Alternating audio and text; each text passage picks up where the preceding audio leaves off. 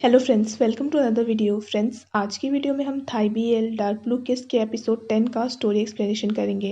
तो friends, video को पूरा देखिए ताकि आप कुछ भी मिस ना करें। और अगर आपने हमारे चैनल को अब तक सब्सक्राइब नहीं किया है तो कर लीजिए ताकि आप आने वाली वीडियोज़ की नोटिफिकेशन मिस ना करें।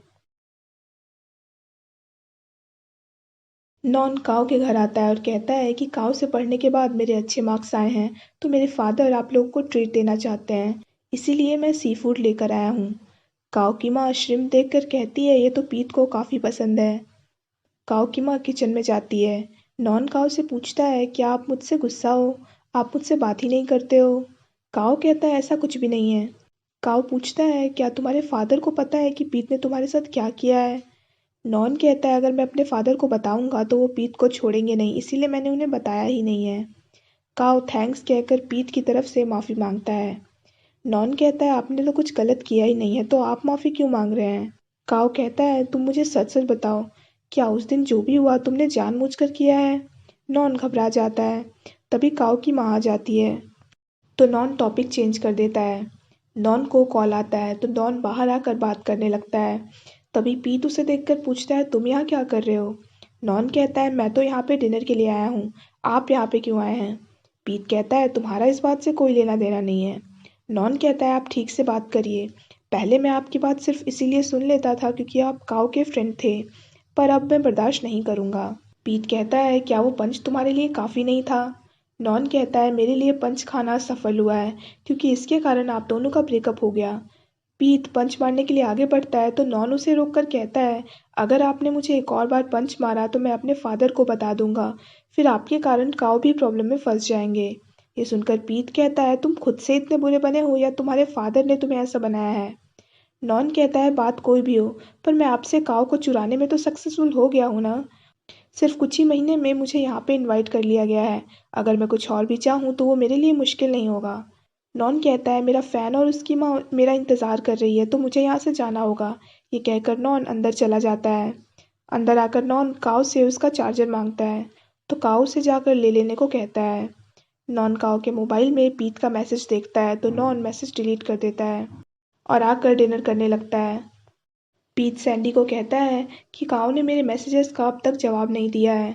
पीट कहता है अब मैं श्योर नहीं हूँ कि काव मुझसे हेट करने लगा है या फिर उस नॉन को लाइक करने लगा है, तभी तो वैसा कर रहा है। सैंडी कहती है तुम तो ऐसे कह रहे हो जैसे तुम काव को जानते ही नहीं हो। पीट कहता है लोग हमेशा बदलते रहते हैं, मैं भी तो बदल गया हूँ ना।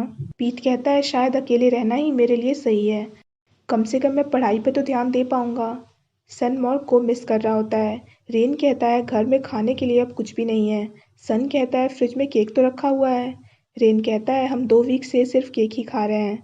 सन का खराब मूड देखकर रेन उसका मोबाइल चेक करके कहता है आपने अब तक मॉर्क से माफ़ी क्यों नहीं मांगी है। सन मोबाइल वापस ले लेता है और कहता है कि मैं माफ़ी क्यों मांगूं।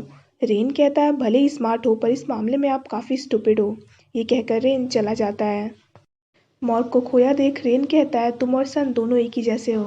रेन मॉर्ग को चिढ़ाने लगता है तो मॉर्ग वहाँ से चला जाता है। पीट मॉर्ग को दूसरे कैफे में काम करता देख पूछता है तुम यहाँ पे क्यों काम कर रहे हो, क्या सन को इससे प्रॉब्लम नहीं है। मॉर्ग कहता है यहाँ ज़्यादा पैसे हैं और कम चिंता, तो मैं यहाँ काम क्यों नहीं कर सकता। मॉर्ग पूछता है तुम यहाँ क्यों हो। पीट कहता है मैं बस अपना माहौल बदलने के लिए दूसरे कैफे में आया हूँ। मॉर्ग कहता है तुम माहौल बदलने आए हो या फिर काव से भागने। ये कहकर मॉर्ग जाने लगता है तो पीट कहता है तुम भी तो सन से भाग रहे हो ना। पीट मॉर्ग से पूछता है क्या तुम्हें मेरे और काव के बारे में सब पता है। मॉर्ग हाँ कहता है और कहता है कि नॉन बस काव का स्टूडेंट था तो तुम ज़्यादा मत सोचो उस बारे में। पीट उसे नॉन के बारे में सब कुछ बता देता है। दोनों बातें करने लगते हैं। मॉर्ग सिगरेट देखकर सन को याद करने लगता है। रेन मनाव से मिलने आता है। मनाव कहती है आपसे पहले मुझे डायरेक्टली कभी भी किसी ने अप्रोच नहीं किया है। रेन कहता है मैं तुम्हें लेकर सच में सिंसियर हूँ। मनाव कहती है मैं अभी भी हर्ट ब्रोकन हूँ। रेन कहता है तुम्हारी जैसी क्यूट लड़की ज़्यादा दिनों तक हर्ट ब्रोकन नहीं रहेगी।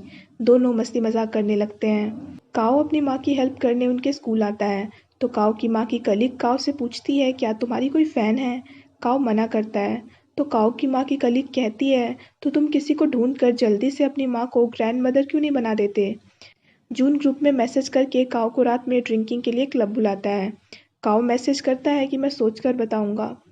क्लब में जून कहता है कि आज जब क्लब में पीत और काओ आएंगे तो हम लोग उन्हें ड्रंक करवा देंगे ताकि ड्रंक होकर वो लोग साथ घर जा सकें और उनके बीच सब ठीक हो जाए। थड़ा कहता है तुम कुछ ज़्यादा ही श्योर हो रहे हो। काओ आ जाता है तो सैंडी पूछती है तुम कहाँ पे छुप कर बैठे थे, हमने बहुत वक्त से तुम्हें नहीं देखा है। काओ पूछता है तुम लोगों की इंटर्नशिप का क्या हुआ। थड़ा कहता है मुझे और सैंडी को इंटर्नशिप मिल गई है। सब मस्ती मजाक करने लगते हैं। सैंडी, थड़ा और जून एक दूसरे की तरफ इशारा कर रहे होते हैं तो जून कहता है मैं ही बता देता हूँ। जून काओ को कहता है कि आज पीत भी यहाँ पे आने वाला है। काओ कहता है मुझे पता है। थड़ा कहता है क्या आप तुम दोनों एक जगह पे रह सकते हो। काओ कहता है मुझे तो कोई प्रॉब्लम नहीं है, पर मुझे नहीं पता कि पीत मुझे देखना चाहता है या नहीं। काओ वॉशरूम जाता है, वहाँ पे वो पीत को देखता है। पीत उसे देखकर इग्नोर करके सबके पास आकर बैठ जाता है। काओ भी वहाँ पे आ जाता है। सब लोग ड्रिंक्स करने लगते हैं।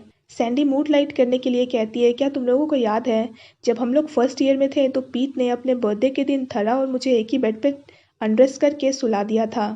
जून कहता है मुझे याद है।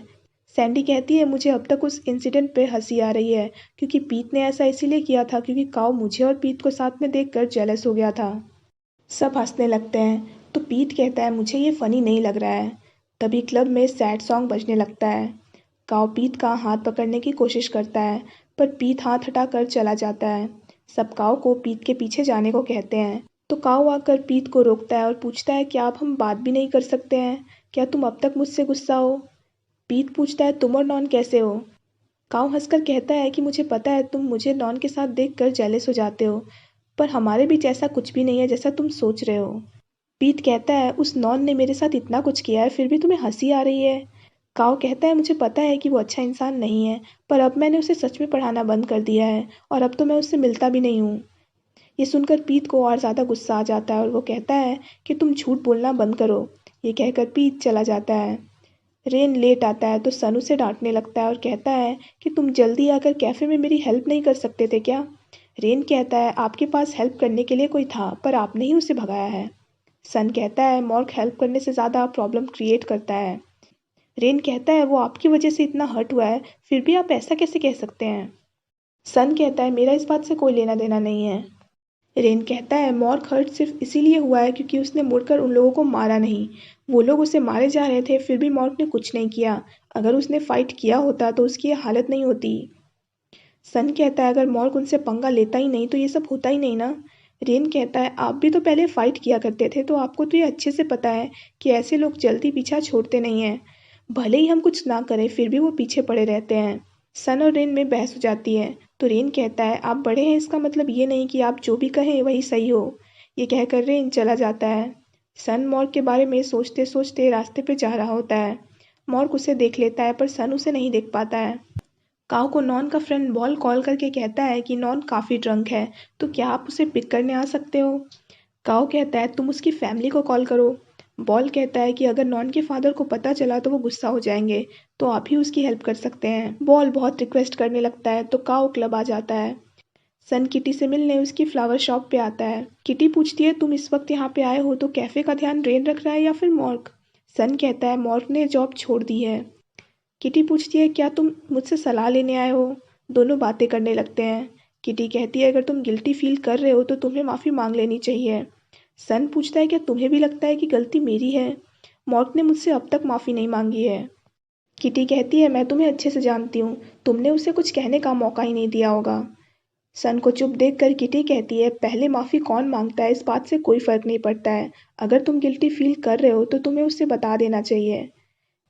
किटी के स्टोर में एक सेम सेक्स कपल को देखकर सन उनकी तारीफ करता है तो किटी कहती है कि अगर तुम जेलस हो रहे हो तो तुम अपने फ़ैन को मना क्यों नहीं लेते। सन कहता है वो मेरा फ़ैन नहीं है। काओ नॉन को नॉन के घर ले आता है और उसे बेड पर सुलाकर उसका फेस साफ करने लगता है। काओ कहता है तुम किड होकर इतना ड्रंक मत हुआ करो। नॉन कहता है आप मुझे बच्चों की तरह ट्रीट करना बंद कीजिए। काओ कहता है मेरे लिए तुम अभी बच्चे ही हो। नॉन काओ का हाथ पकड़कर कहता है मैं आपको भाई नहीं मानता हूँ। काओ हाथ छुड़ाने लगता है पर नॉन उसका हाथ नहीं छोड़ता है और उसे रात में रुकने को कहता है। काओ मना करके हाथ छुड़ा कर जाने लगता है पर नॉन उठकर उसे पीछे से हक करता है। काओ उसे दूर हटाने की कोशिश करता है तो नॉन कहता है मैं आपको सच में लाइक करता हूँ। काओ हाथ छुड़ाकर कहता है पर मैं तुम्हें लाइक नहीं करता हूँ। नॉन काओ का हाथ नहीं छोड़ रहा होता है तो खींचातानी में दोनों बेड पर गिर जाते हैं। काऊ उठने की कोशिश करता है पर नॉन उसे नहीं छोड़ रहा होता है। तभी नॉन के फादर वहाँ पे आ जाते हैं। काऊ जल्दी से उठकर कहता है, आप जैसा सोच रहे हैं वैसा कुछ भी नहीं है। यहाँ पे क्या हुआ है आप नॉन से पूछ लीजिए। ये कहकर काऊ चला जाता है। पीट काऊ की सारी चीज़ें और पिक्चर्स अपने रूम में से हटाने लगता है। काऊ पीट को कॉल करता है पर पीट कॉल रिसीव नहीं करता है तो काऊ रोने लगता है। काऊ पीट की वीडियोस देखने लगता है। पीट अपने कंप्यूटर में काऊ की पिक्चर देखने लगता है। फिर पास्ट याद करके वो काऊ और अपनी सारी पिक्चर वाला फोल्डर डिलीट कर देता है। काऊ को अंधेरे में बैठा देख उसकी माँ पूछती है, तुम अंधेरे में क्यों बैठे हो? काऊ की माँ लाइट ऑन करने जा रही होती है तो काऊ कहता है, आप लाइट्स ऑन मत कीजिए। काऊ की माँ पूछती है, क्या तुम ड्रंक हो? काऊ हाँ कह के कहता है कि आप गुस्सा मत होना। काऊ की माँ कहती है, मैं गुस्सा नहीं हूँ, मैं खुश हूँ कि तुम अपने फ्रेंड्स के साथ इंजॉय कर रहे थे, क्योंकि तुम हमेशा सिर्फ काम ही करते रहते हो। काऊ की माँ कहती है, आज डायरेक्टर ने मुझे कहा है कि वो मुझे अगले साल प्रमोशन देंगे। काऊ ने कांग्रेट्स कहता है। काऊ कहता है, मैंने नॉन को पढ़ाना बंद कर दिया है और जब तक मेरी इंटर्नशिप शुरू नहीं हो जाती तब तक मैं ट्यूटरिंग स्कूल में जॉब करने की सोच रहा हूँ। काऊ की माँ कहती है, तुम ऐसा कर सकते हो। काऊ की माँ काऊ को गुड नाइट कहकर चली जाती है। काऊ ट्यूटरिंग स्कूल में इंटरव्यू देने आता है। काऊ के नोट्स देखकर इंटरव्यूअर कहती है, आप जब से चाहें ज्वाइन कर सकते हैं। काऊ उन्हें थैंक्स कहता है। काऊ अपने फेसबुक पर पोस्ट करता है कि उसकी लाइफ का नया चैप्टर शुरू हुआ है। 2 स्टूडेंट आकर काऊ से ट्यूटरिंग स्कूल का रास्ता पूछते हैं। काऊ उन्हें बता देता है। काऊ की माँ काऊ को कॉल करके कहती है, क्या तुम अभी स्कूल आ सकते हो? काऊ हाँ कहता है। काऊ स्कूल आ जाता है। नॉन के फादर काऊ से पूछते हैं, तुमने मेरे बेटे के साथ क्या किया है? काऊ कंफ्यूज हो जाता है और अपनी माँ की तरफ देखता है और यहीं पे ये एपिसोड ख़त्म हो जाता है। So friends, that's it for this video. I hope आपको वीडियो पसंद आया हो। अगर आपको वीडियो पसंद आया हो तो वीडियो को लाइक कीजिए, हमारे चैनल को सब्सक्राइब कीजिए, साथ साथ बेल आइकन भी प्रेस कर दीजिए ताकि आप आने वाली वीडियोज़ की नोटिफिकेशन मिस ना करें। So friends, thanks for watching this video. Bye bye and take care of your health.